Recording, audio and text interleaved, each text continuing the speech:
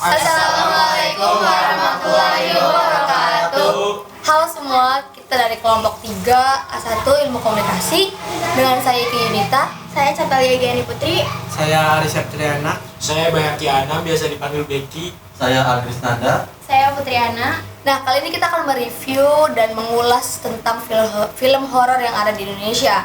Yang pertama ada film Ghostwriter. Nah, film ini menceritakan seorang penulis novel yang bernama Naya yang pindah ke rumah baru, dan ternyata rumah itu adalah saksi bagaimana anak pemilik rumah bunuh diri. Anak pemilik rumah itu dipanggil dengan Mas Setan oleh Naya.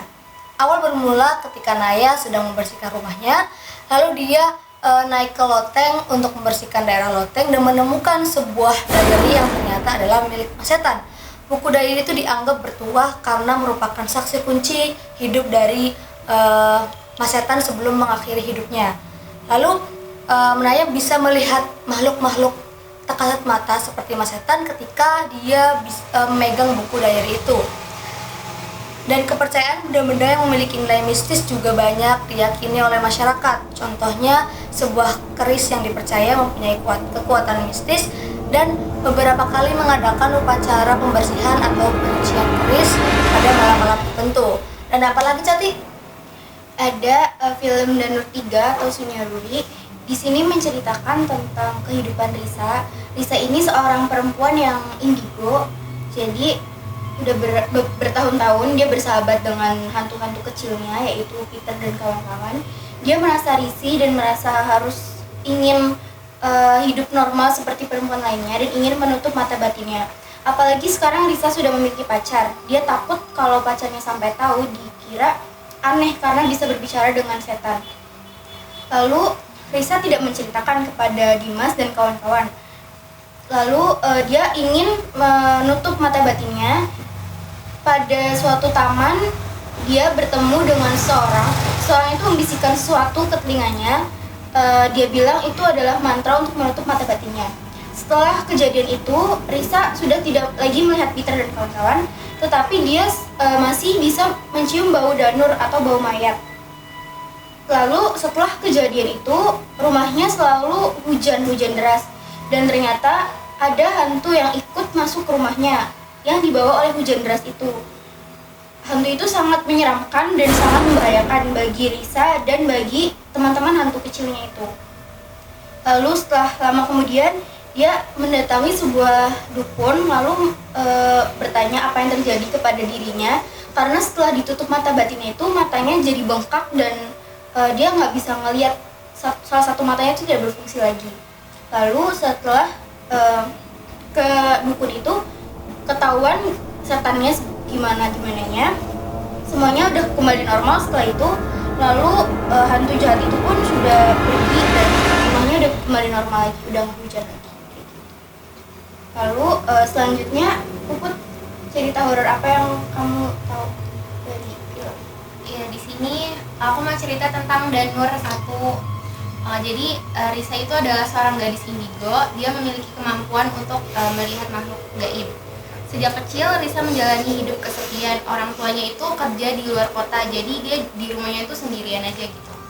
Terus ketika Risa genap berusia 8 tahun, dia itu berdoa dan berharap ingin memiliki seorang teman.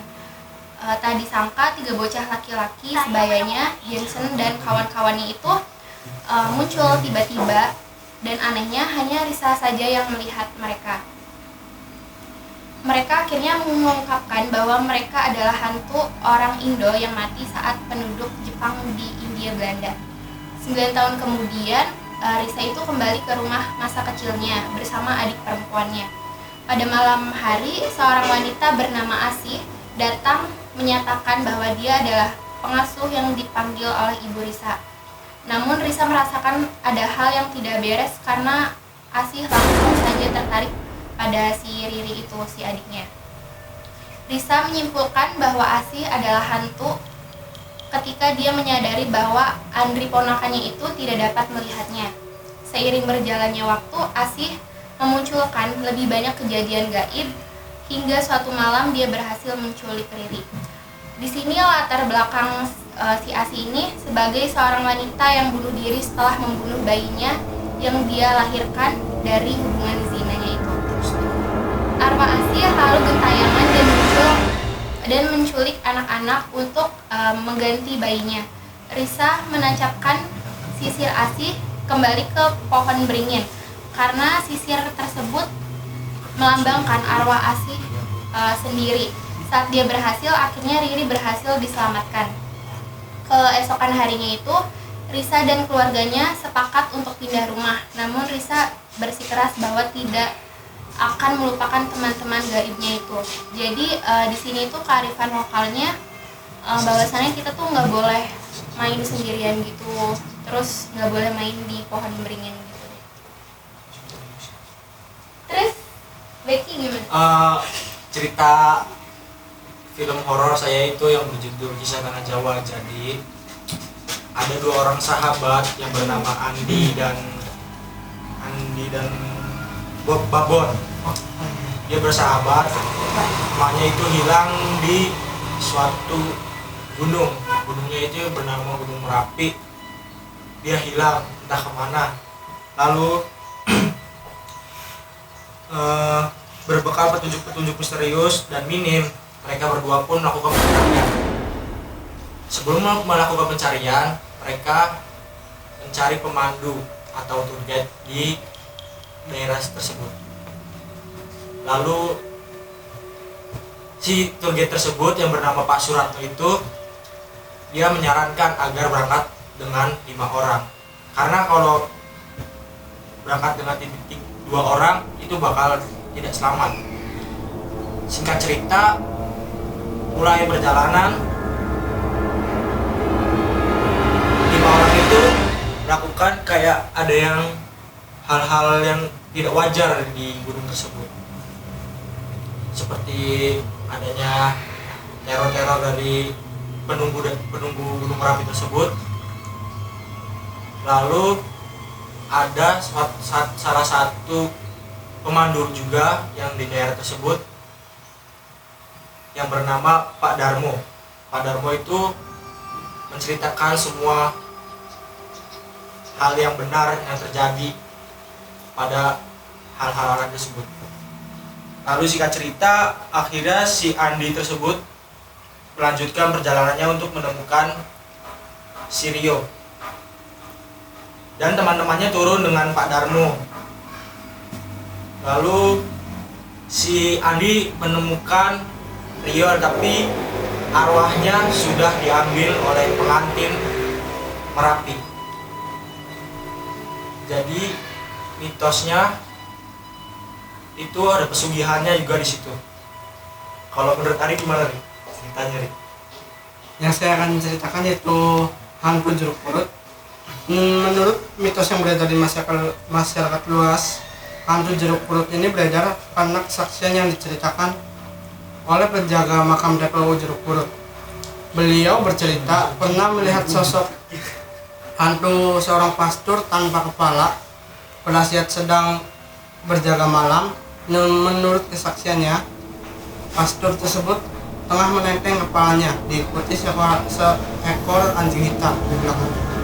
Kejadian tersebut sudah cukup lama sekali, yakni tahun 1965. Menurut kesaksian penjaga makam TPU Jeruk Purut, sosok pastor ini tengah mencari makamnya karena makamnya berada di TPU Kristen, sementara di Tanah Kusir itu TPU Jeruk Purut merupakan unit pemakaman Muslim. Maka hingga saat ini kabar tersebut memang masih simpang siur. Akan tetapi tersiar kabar jika para pencari hantu ingin membuktikan kebenaran berita ini, maka disarankan untuk ke TPU Jeruk Purut ini pada malam Jumat Kliwon dengan syarat datang sendiri atau bersama teman berjumlah ganjil. Pada awalnya, kesaksian ini membuat geger masyarakat sekitar pemakaman dan pada akhirnya menyebar luas bagaikan virus. Hingga saat ini kabar tersebut masih menjadi misteri di Jeruk Purut. Kabar mitos ini dimanfaatkan perusahaan produksi film layar lebar untuk mengangkat legenda menjadi film layar lebar ini. Nah, selanjutnya yaitu Aldi. Oke, yang sekarang saya yang terakhir ya. menceritakan tentang perempuan tanah jahanam yang mengisahkan tentang Maya, seorang menjaga tol yang kerap dilanda kasihan. Suatu malam, saat sedang bekerja, ia diserang oleh seseorang yang tidak dikenal. Merasa keselamatannya terancam, sejak kejadian itu, ia memutuskan untuk berbisnis bersama sahabatnya yaitu Dini.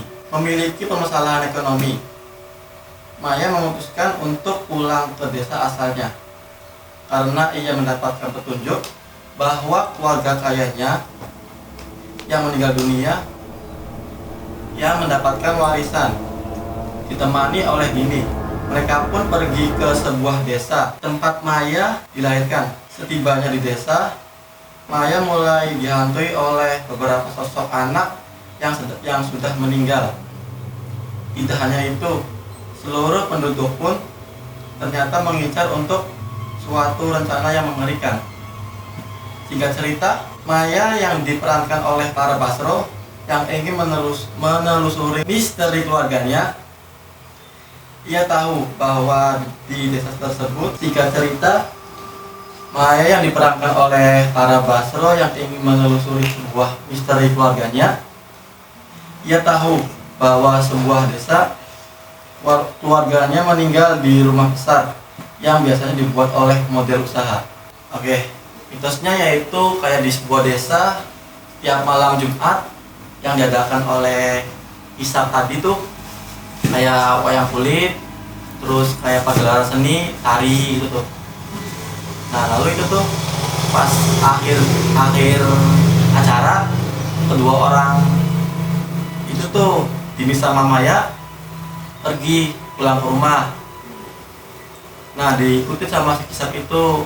Lalu di tengah-tengah jalan Dini sama Maya itu dibunuh dan disekap di sebuah makam terpencil.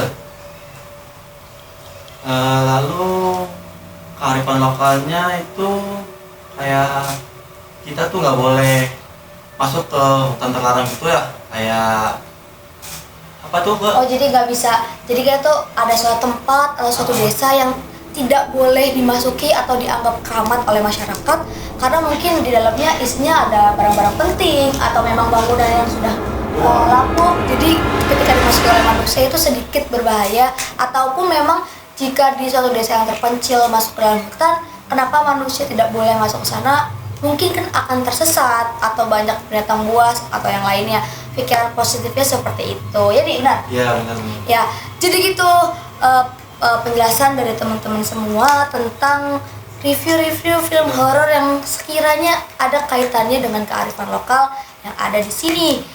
Dan mungkin itu aja ya teman-teman yang bisa kita sampaikan untuk kita semua. Dan kurang lebihnya kita mohon maaf. Semoga videonya bisa bermanfaat. Wabillahi taufiq wal hidayah. Wassalamualaikum warahmatullahi wabarakatuh. Dadah.